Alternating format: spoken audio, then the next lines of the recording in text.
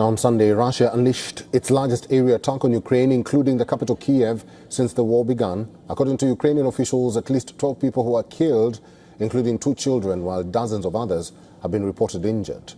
Residential area in Markalivka village near Kyiv was reduced to rubble as missiles and drones hit the area. Emergency teams battled fires and sheltered from fresh blasts as the assault continued.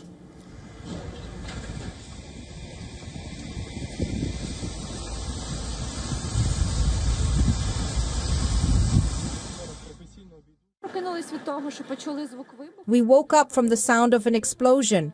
I immediately grabbed my child. It's 20 months old. I covered it in a blanket and protected it. Then there was another explosion and a huge flash. I heard how everything was turned upside down. And then there was this noise stuck in my head and ears. Images from Odessa showed emergency responders trying to extinguish fires as smoke billowed from cars and houses that were damaged in the attack. Residents in Kyiv gathered in an underground metro station, with many bringing chairs, blankets and sleeping bags while they took shelter from the attacks above ground.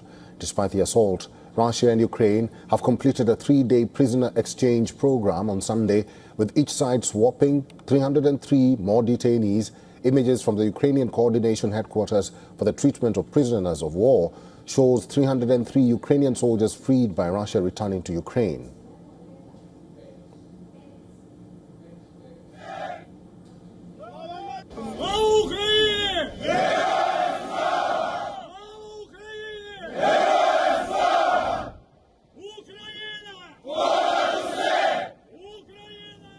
Ukrainian officials released video footage showing Ukrainians released from Russian captivity eating chocolate for the first time in 3 years.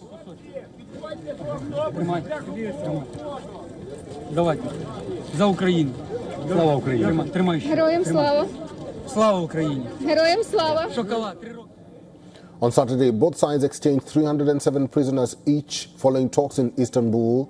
The Russian Defense Ministry said 307 Russian servicemen returned from Ukrainian territory. An equal number of Ukrainians were released in return. This comes after Friday's swap of 270 servicemen and 120 civilians from both sides. And we earlier spoke to Mr. Scott Lucas, who's a professor of international politics, Clinton Institute, University College, Dublin, and this is what he told us. The Kremlin, including Vladimir Putin, are trying to break the will of Ukraine to continue the resistance of the full-scale invasion, which is now in its 40th month. In the past 2 nights, more than 550 drones have been fired on Ukraine, 83 missiles, almost all of them on civilian areas. At least 25 civilians have been killed, including 3 children in the same family. Why do this? Well, there are a series of reasons. First of all, Russia, despite having an overwhelming advantage on the ground, is still making only gradual gains in eastern Ukraine, in the domestic region. It's not having a breakthrough there.